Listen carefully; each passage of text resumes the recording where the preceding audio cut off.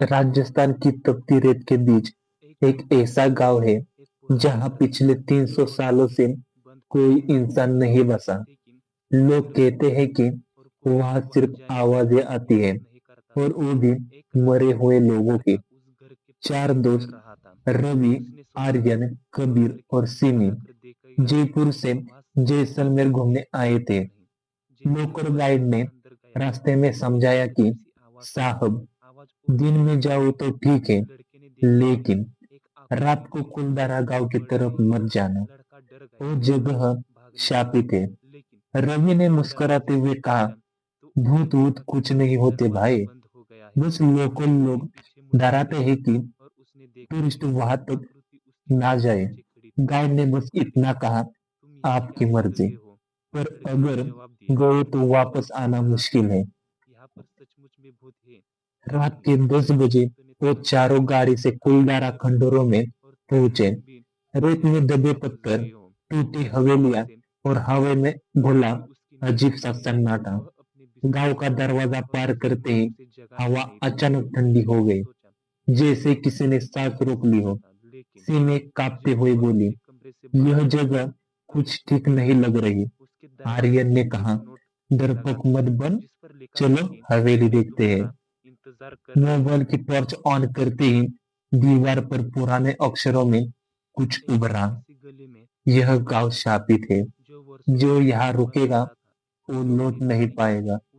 कबीर ने हंसते हुए कहा, वाह, बढ़िया हॉरर मूड है। लेकिन तभी उसके पीछे की दीवार धीरे धीरे कांपी, जैसे किसी ने अंदर से मुक्का मारा हो। चारों एक पल को जम गए। रवि बोला, शायद हवा है, पर बाहर हवा एकदम बंद थी। चारों एक पुरानी हवेली में चले गए। बीच में पड़ा था एक टूटा दीपक, और जैसे ही रवि ने उसे उठाया, दीपक में अपने आप आग जल उठी। किसी की फुसफुसाहट सुनाई दी, वो लौट आए हैं। सिमी डर कर बोली, कौन लौट आए हैं? पर जवाब में बस हवा की सरसराहट और दरवाजे की धीमी चरमराहट थी। अचानक दरवाजा अपने आप बंद हो गया। कुंडी अंदर से नहीं, बाहर से लगी थी। रवि ने टॉर्च घुमाई और दीवार की चारों की परछाइयां दिखी, लेकिन कुछ सेकंड बाद एक पांचवी परछाई भी दिखने लगी। सिमी चिल्लाई, एक कौन है? कबीर ने टॉर्च उस दिशा में फेंकी, पर वहां कोई नहीं था। फिर भी वो परछाई हिल रही थी, जैसे दीवार से उतरकर उनकी तरफ बढ़ रही हो। धीरे धीरे वो आकृति सामने आई। सफेद चादर में लिपटी, बाल बिखरे हुए और चेहरे पर रेत जमी हुई थी।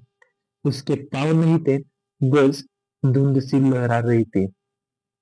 वो बुदबुदाई, क्यों तोड़ा तुमने हमारा सन्नाटा? कबीर कांपते हुए बोला, हम बस देखने आए थे, माफ कर दो। आवाज आई, यह हमारा घर था, जब तक लालच ने इसे अपवित्र नहीं किया। धीरे धीरे हवा में कोई और आवाज गूंजने लगी, बच्चों की हंसी, औरतों की रोने की, पुरुषों की चीखने की आवाज। रवि चिल्लाया, ये क्या हो रहा है? और तभी दीवार पर अपने आप आकृतियां उभर आई, जली हुई औरतें, बुजुर्ग और बच्चों की आकृतियां, जैसे किसी ने उनकी आत्माओं को वही कैद कर दिया हो। आर्यन ने दरवाजे की तरफ दौड़ लगाई, पर दरवाजा खुला नहीं। अचानक पीछे से आवाज आई, अब कोई वापस नहीं आ जाएगा। एक ठंडी हवा चली और आर्यन जमीन पर गिर पड़ा। जब बाकी तीनों से उल्टा उसे पलटा, उसका चेहरा नीला पड़ चुका था, सांसें उसकी बंद थी।